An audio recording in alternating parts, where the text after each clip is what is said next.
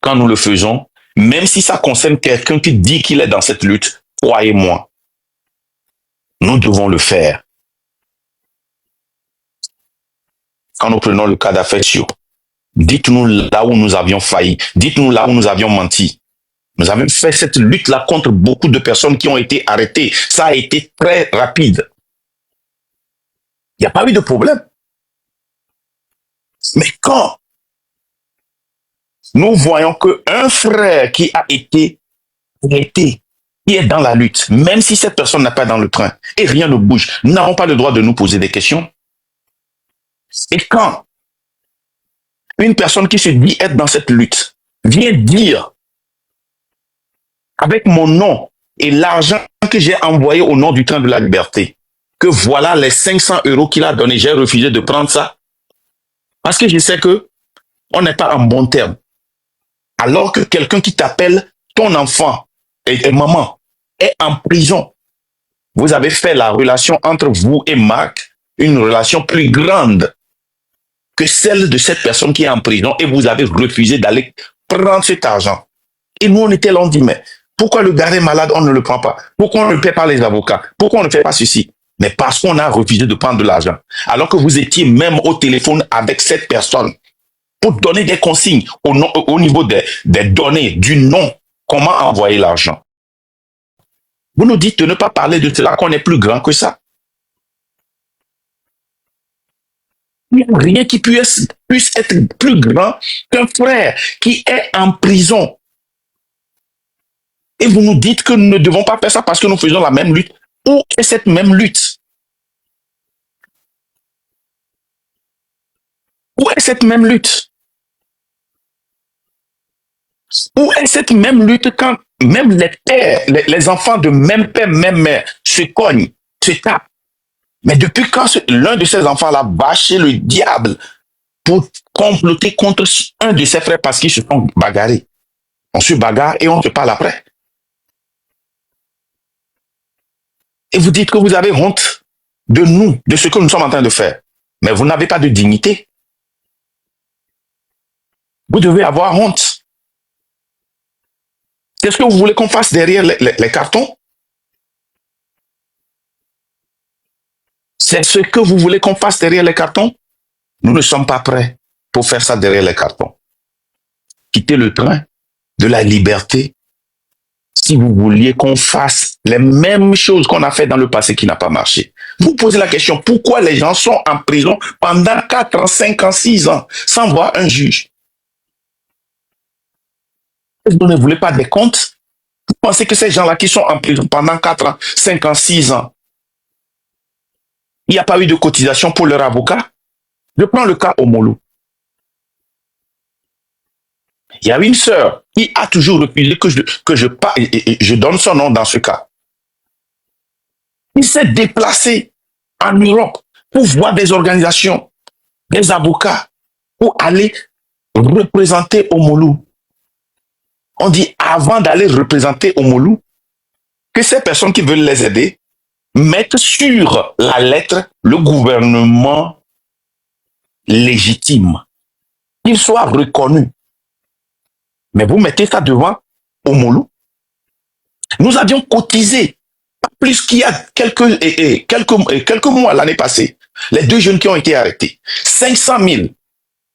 Nous avions déjà vu une organisation pour représenter ces enfants-là. L'organisation nous a vraiment dévancé, payé, prend les charges et nous, on a encore envoyé 500 000. On appelle l'organisation pour voir comment est-ce que vous pouvez nous aider. Oh, on a déjà payé l'avocat. Mais l'avocat veut prendre l'argent chez nous encore. Combien de fois les gens n'ont pas été enfermés? Les avocats prennent l'argent chez la diaspora, chez la famille et chez des organisations. Vous voulez qu'on se taise? Ces mêmes personnes viennent mettre derrière eux les photos des prisonniers prétendant les défendre. Mais ma gueule! Quelles sont ces pagailles-là?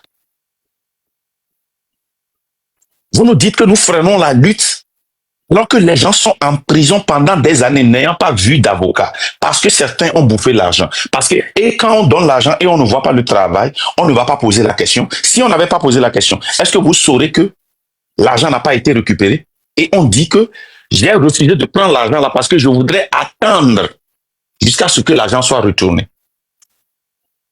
Et je mentais seulement. Quand j'étais au téléphone avec Marc, j'étais en train de mentir en lui donnant mes informations pour m'envoyer l'argent. Les gars, à un moment donné, nous devons arrêter les blagues. Nous devons arrêter. Ce qui n'avait pas marché, on ne peut plus. On ne peut pas permettre que dans cette lutte, quand on arrête les gens, que les gens là ne voient pas un juge pendant 1 an, 2 ans, 3 ans, 4 ans, 5 ans, sans documenter. Les gens meurent là-bas et c'est là on vient, on cotise pour ces gens, on cotise pour leur famille. On veut être héros sur ce que nous avions mal fait. Ah, ça ne va pas dans le pays. Cette lutte n'est pas normale. Les gens sont parmi nous, nous allons les dénoncer. Si ça va nous permettre de perdre une majorité du camp de la liberté et avoir une minorité pour aller à la lutte, c'est ce que nous allons pas faire. Nous allons faire. Nous n'allons pas. Ce que nous n'allons pas faire, c'est d'essayer de convaincre une multitude de personnes qui vont venir refaire la même chose que nous avions fait dans le passé. Posez-vous la question, est-ce que c'est normal que dans un pays qu'on arrête des gens qui font 5 ans sans voir un juge? Les gens sont là-bas pendant 10 ans, n'ont pas vu de juge, alors qu'ils ont des avocats. Des gens ont gagné des procès que nous avions envoyés. Les membres du train de la liberté ont envoyé à la CEDEAO, à l'ONU. Les gens ont été payés, leurs avocats ont touché. Mais les gens là n'ont jamais vu un juge au Togo. C'est normal. Et si on pose des questions là, vous pensez qu'on a mal fait? Parlons-nous avec cette lutte-là. Nous ne sommes pas venus ici pour blaguer. Nous sommes venus ici et sachant très bien que la vie des gens sont en danger. Et cette lutte-là, moi, je ne vais pas l'abandonner parce que nous perdons des gens. Non, non, non, non, non. Nous sommes prêts à perdre des gens dans le train de la liberté. Nous sommes prêts à laisser des gens partir. Des gens qui veulent qu'on fasse la lutte comme on le faisait. Les gens qui ont créé des associations pour profiter du peuple. La dernière fois, on vous a lu dans le live de Milawe et de Gitri. C'est que certaines associations perçoivent des millions de dollars. Ces mêmes personnes nous ont opposés et sont devenus nos ennemis, prétendant faire la même lutte avec nous parce que nous avions dénoncé ces associations.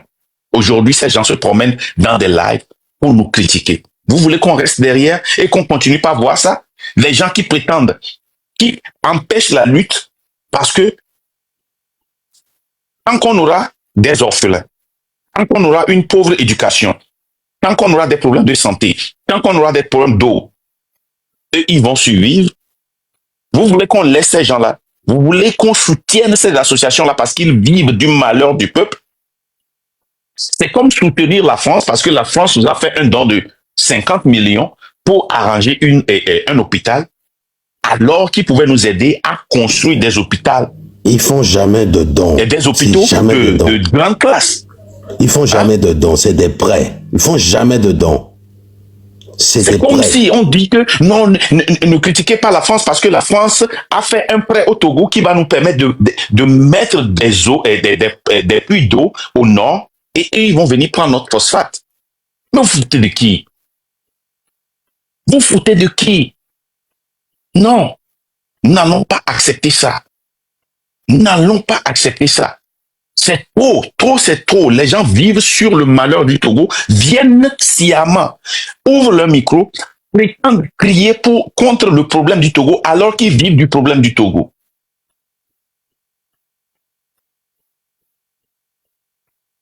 Alors qu'ils vivent du problème du Togo.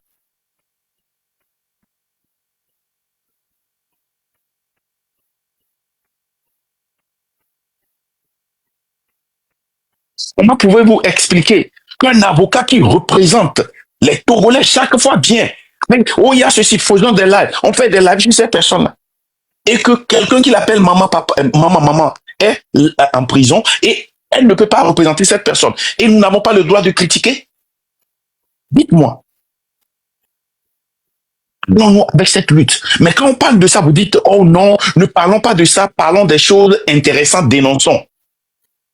Qu'est-ce que nous dénonçons exactement? Qu'est-ce que nous dénonçons? Il y a le système Et il y a la malgérance. Quand nous parlons des nombres, nous parlons des pillages, de la malgérance, du vol. Mais le système même, c'est de ça que je vous parle. Un avocat qui représente quelqu'un qui est accusé et qui travaille avec l'accuseur. Il prend l'argent des deux côtés. C'est un système. Et ce système-là maintient les gens en prison et eux, ils vivent de cela. C'est un système. Non, les gens qui ont la voix pour parler et dénoncer ce qui ne va pas, vivent du malheur du peuple parce que tant que ça ne va pas, eux, ils peuvent continuer par dénoncer. C'est des gens qui vivent d'un système qui nuit les mariages, les relations. Et eux, ils peuvent venir parler de cela pour se faire de l'argent, de la fortune. Est-ce que vous n'avez pas compris dans notre lutte? Notre lutte, c'est pas seulement de faire partie fort et ceux qui le suivent, mais c'est tout un système. Et ce système-là a gangréné notre famille, nos relations, notre travail, partout.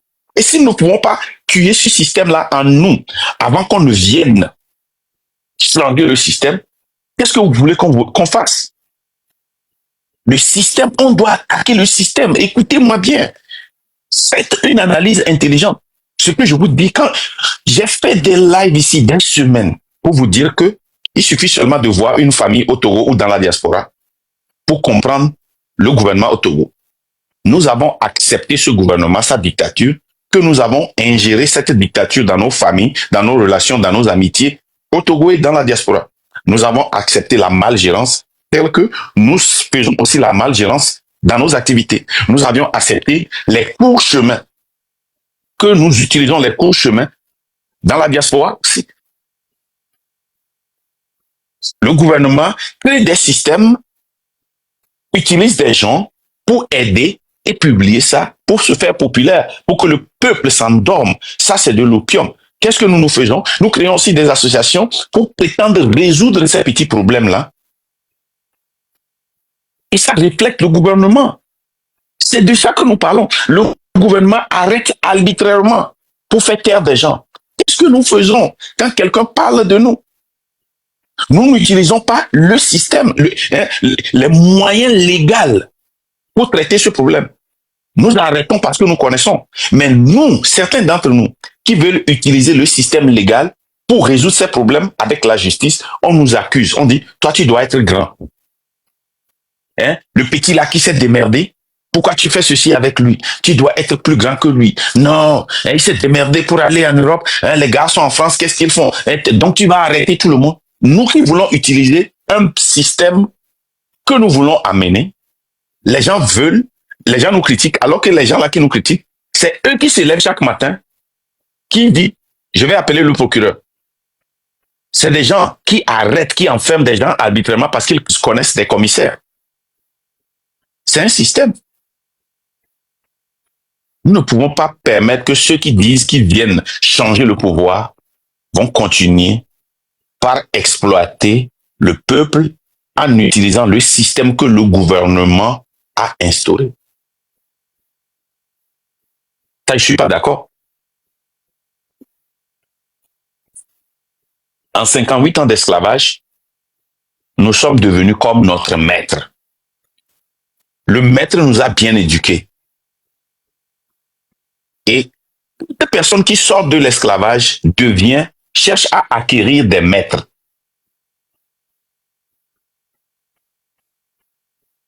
Les bornages, les gardiennages et autres là, ça vient de quand? Ça date de quand? C'est le maître qui nous a amené ça. Et quand quelqu'un sort de cela, qu'est-ce qu'il fait? C'est la même chose. Dites-moi, vous qui avez réussi en Europe, aux États-Unis, combien d'entre vous ont des chauffeurs? Combien d'entre vous connaissent des gens qui ont des chauffeurs s'ils ne travaillent pas pour le gouvernement? Combien de personnes d'entre vous ont des bonnes?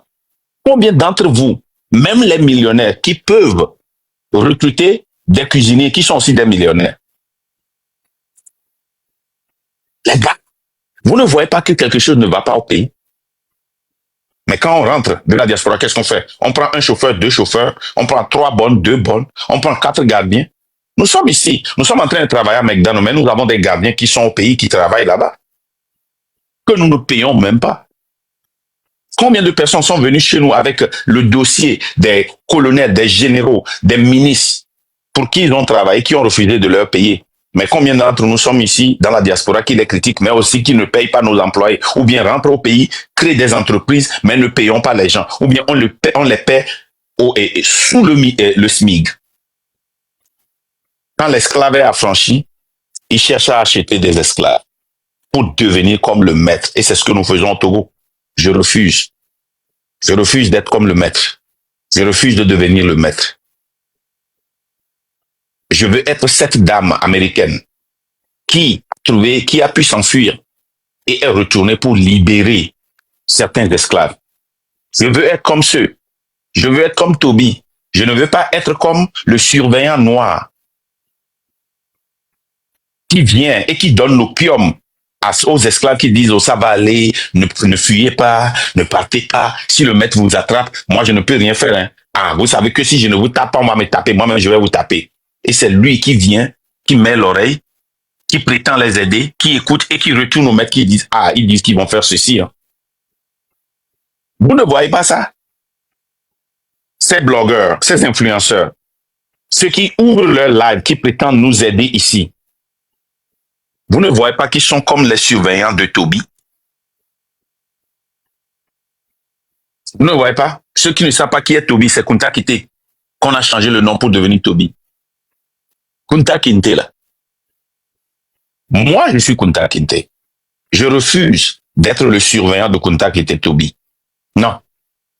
Ces gens-là, ils savent conseiller. Regardez l'esclave. Je vous ai dit que si vous voulez réussir cette lutte-là, les films de la mafia, les films d'esclavage, allez regarder.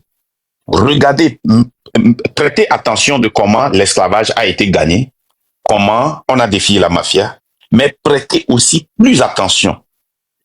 La plus grande lutte, c'est dans la maison. C'est ceux qui ont le pouvoir d'affranchir. Ceux qui peuvent libérer parce que le maître leur a donné un certain pouvoir. Le maître n'est pas là-bas. Ils peuvent venir ensemble et lutter contre le maître. Mais ils veulent prouver qu'ils connaissent le maître. Ils ont une relation et qu'ils peuvent être comme le maître. Même s'ils tuent le maître, ils deviennent pires que le maître. Si vous voulez réussir cette lutte, allez voir les films de mafia. Allez voir les films d'esclavage. Combien de temps le surveillant de Toby, le surveillant de Kunta Kinte, n'a pas eu l'opportunité de laisser Toby fuir, ou bien de fuir même avec Toby? Combien de fois il n'a pas eu l'opportunité de tuer même le maître? Mais c'est lui qui s'en va dire au maître parce que on lui donne une place à la table, il mange, ou bien à côté de la table, il mange là-bas, et il est contre tout le monde. C'est ce qui se passe dans notre lutte. Ceux qui ont la parole ne veulent pas parler du problème. Ils attaquent ceux qui essaient de parler et prétendent nous donner des conseils. Non, nous ne voulons pas. Ceux qui sont influents, on nous a dit, hein, ces artistes, on nous a dit qu'ils ont souffert eux-mêmes, mais qui viennent nous montrer que même si on souffre, si on ne supporte pas le sanguinaire, le maître assassin, le diable, on ne peut pas survivre. On n'a pas besoin de vos conseils et quand vous venez, nous allons vous étaler. On s'en fout si vous êtes une légende, si vous êtes un influenceur, on s'en fout si vous êtes un grand chanteur, si vous représentez le Togo. Non, ce qui se passe au Togo est plus grand que ça. Vous voulez être égoïste, restez égoïste, mais ne venez pas devant le train. Vous dites que vous travaillez avec nous, mais vous montrez des indices qui sont plus graves que celles que le gouvernement display. Nous allons parler de vous.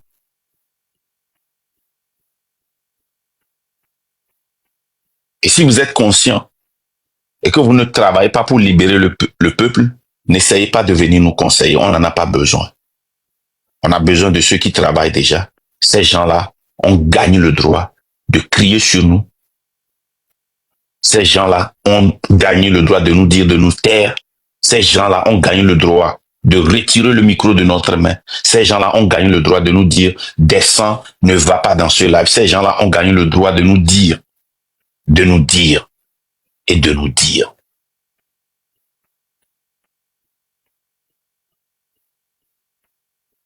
Il y a certaines personnes, Ils n'ont pas le droit de me dire ou de me conseiller. Mais il y a des gens ici qui ont gagné le droit de venir et de dire, Marc, éteins ce live et je peux l'éteindre. Parce qu'ils ont gagné ça. Parce qu'ils ont prouvé au peuple qu'ils sont là pour le peuple. Ils ont prouvé au peuple qu'ils sont prêts à sacrifier. C'est le cas de Zaga. C'est le cas de Ferdinand. C'est le cas de Farida. C'est le cas de Djitri. C'est le cas de Kal. C'est le cas de David. C'est le cas de la légende. C'est le cas de Elisabeth. C'est le cas de tous ces gens-là qui sont là matin, midi, soir, qui font des pauses et tout ça là. Mais sans, je ne peux pas citer tout le monde. C'est le cas de ces gens-là qui se promènent Théo, qui se font malmener, maltraiter dans des lives, qui ont sacrifié leur honneur pour se ridiculiser. Ces gens-là ont gagné le droit. Mais toi, tu n'as pas le droit. Tu as perdu ce droit-là. Les gars, tapotez. Tapotez, s'il vous plaît, le live est en train de drop. C'est coupé? Le live est coupé? Non, est-ce que tu me reçois? Non, je te reçois, 5 sur 5. Non, les gars, ça bug ou quoi? Non, tout va bien là. Tout va bien. Tout va bien. Ok. Le live se déroule. Parce que mon live est parti noir. Oui, Vous me voyez? Peut arriver. Moi, je te vois. Attends, on va changer la disposition. Okay, pourquoi je ne me vois pas, la légende? Attends, ça peut arriver. Un instant. Est-ce que je peux éteindre et revenir ou quoi? Non, tu n'éteins pas. Pourquoi je ne me vois pas? Attends, un instant. Est-ce que tu te vois? Je me vois maintenant. Oh, maintenant, voilà. Pourquoi c'est deux? Maintenant, c'est moi, changé là. Attends, c'est moi. Tu m'entends, n'est-ce pas? C'est moi qui viens de faire cette manipulation pour qu'on puisse te voir. Oui, je t'entends maintenant. Maintenant, je me vois à côté de toi. On est côte à côte maintenant. Voilà, maintenant, passe un instant. Je te remets. Voilà. Maintenant, tu te vois. Ok, maintenant, je peux me voir. Qu'est-ce qui s'est passé? Ça arrive, c'est des bugs TikTok, c'est des bugs. Ça, c'est un bug TikTok. C'est parce que on reçoit des signalements. Ok. L'algorithme a besoin de prendre ce temps-là pour aller vérifier ce que tu dis pour prendre en compte les signalements. Donc, tapotez le live, s'il vous plaît, sécurisez-le, mettez good live et envoyez une rose, 2 roses. Nous, on n'a pas besoin de beaucoup de cadeaux. Envoyez une rose, 2 roses, le peu que vous puissiez faire, faites-le, participez au débat. C'est très important. Marc, poursuis. Merci. Maintenant, je vais clôturer ceci avec une très bonne nouvelle. Depuis hier là, j'étais comme un enfant qui mangeait seulement du bonbon. J'ai appelé ma soeur Farida et j'étais tellement content. Là, les gens, tu sais pourquoi je suis content, non?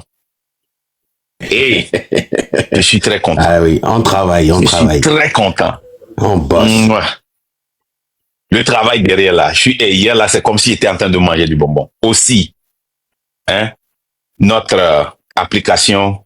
Oh man. Là, les gens, est-ce que tu savais que c'est ça là même qui sortait? Notre propre TikTok. On a tous les deux. Voilà, on est tous les deux dedans. On a conçu On a vraiment investi les ressources humaines et les ressources financières dedans pour avoir quelque chose de lourd. Hier, là, quand on a traversé tout ça, là, on nous faisait les démos, là. Mais il y a eu des parties où on était plus fort que TikTok, même. Ça. Là, les gars, le travail qu'on fait là. Les Togolais sont forts aussi. Les Togolais sont forts. Très bientôt, vous verrez ce résultat. Les Togolais sont forts. Là où on n'a pas encore beaucoup de résultats, c'est sur le terrain. Mais dans la diaspora, dans comment on appelle les négociations.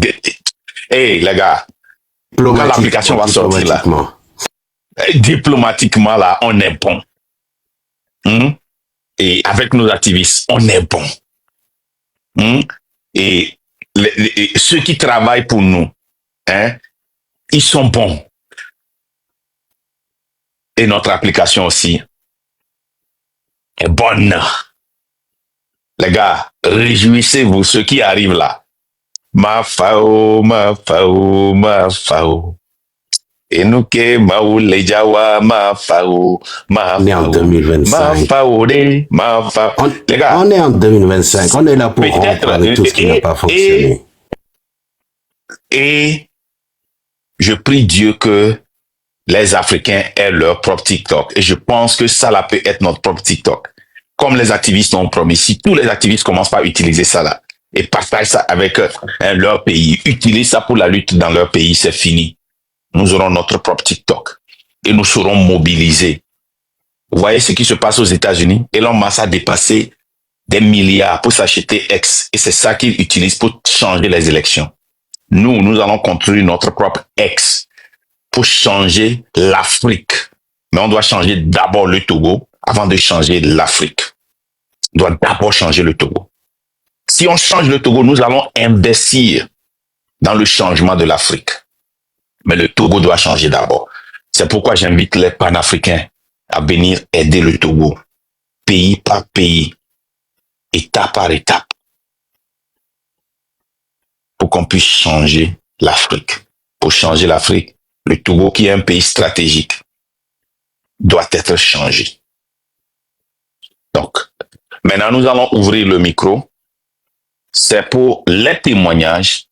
Si vous avez un témoignage de 2005 à 2025, c'est bon.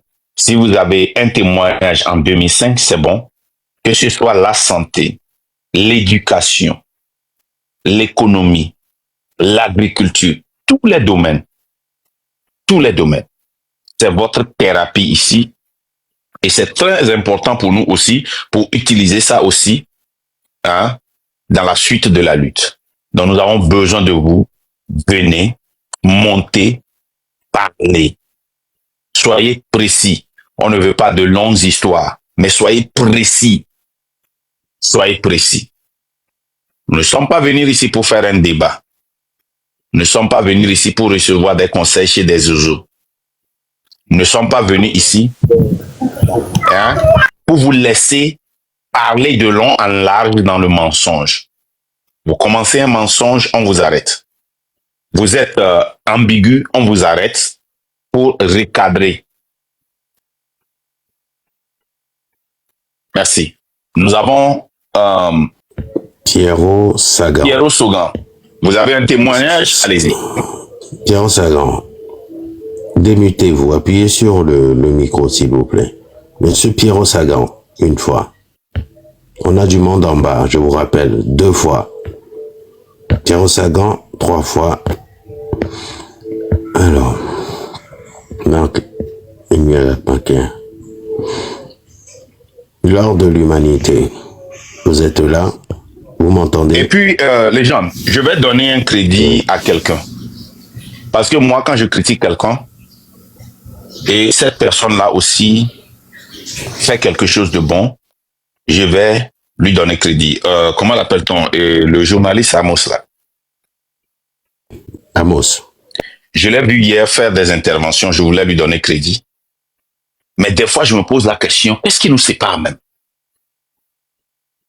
Qu'est-ce qui nous sépare? Je l'ai vu faire une argumentation sur ce qui se passe au Togo, pourquoi on peut réussir cette lutte, pourquoi c'est la seule façon crédible qu'on peut utiliser pour gagner cette lutte. Je voudrais lui donner un coup de chapeau. Moi, si je te critique et tu fais quelque chose de bon, moi je vais le dire, hein. Comme de la même façon quand j'ai parlé de, comment l'appelle-t-on, Lion là. C'est la même chose, hein. Oui, bien sûr. Moi, je vais te critiquer. Si tu fais quelque chose de mauvais, je vais te donner du praise quand tu fais quelque chose de bien. Alors, les gens, pourquoi tu fais monter des gens qui n'ont pas de réseau? Ah, il n'a pas de réseau. Si vous avez ce que nous allons faire, si vous avez un témoignage, on ne va pas monter les gens seulement. Écrivez, je veux témoigner. Et on va te monter. Ouais. Vous faites la demande. On fait ça. Monsieur Toiboyu, revoyez votre réseau, s'il vous plaît. Si vous avez un témoignage, faites la demande.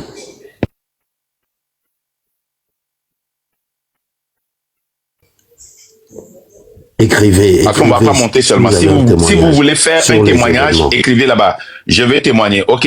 Elpido Rich. Allez, Elpidio. Elpido Rich, allez, montez Elpido Rich.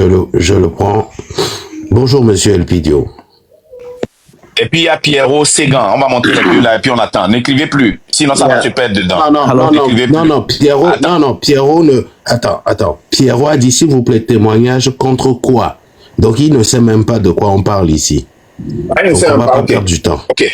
Alors, vous m'écoutez? OK. Est-ce que vous m'écoutez, s'il vous plaît? Oui, Elpidio, allez-y. All right. Tout d'abord, avant de commencer, je voudrais saluer vous tous dans la lutte, particulièrement Marc, qui s'est dénudé pour se mettre, pour mettre son visage sur cette lutte, parce que c'est pas quelque chose qui est facile. Et quelqu'un qui a ignoré son statut et tout ce qui se passe. Et kudos à vous et que Dieu vous bénisse et que Dieu bénisse cette lutte. Bon, moi, ce que je voudrais dire comme témoignage, c'est que je me rappelle en 2005, quand j'ai fait l'université à Lomé, on était tous dans la lutte. On partait, on faisait les marches, on se faisait tabasser et tout. Et je me rappelle, on jouait un département inter-établissement, puis je me suis fait casser le pied, j'étais à l'hôpital. Et n'eût été la grâce de Dieu et l'aide de ma propre mère, je m'aurais fait amputer un pied. Mais je me rappelle en ce moment, quand les élections se passaient, il y a un ami à moi, on faisait tous partie de la lutte, et ils étaient partis encore pour une marche, et il a été poursuivi, et il a été abattu à sang-froid. 2-3 balles dans la poitrine. Pas quelqu'un qu'il connaît, parce que quand la personne allait tirer sur lui, il a appelé le nom de la personne et la boutique devant laquelle il a été abattu, les gens qui étaient dedans ont entendu la conversation avant qu'il ne soit abattu. Excusez-moi parce que tout le temps quand je parle de ça j'ai toujours la voix nouée, ça me rappelle encore ces événements et la haine et qui m'anime quand je repense à tous ces événements. Donc, c'est pour dire en quelques mots que tout ce dont vient de parler Marc tout à l'heure dans ce live, ce sont des réalités, ce sont des faits qui se sont passés et qui se passent toujours aujourd'hui. Ce ne sont pas juste des mots en l'air.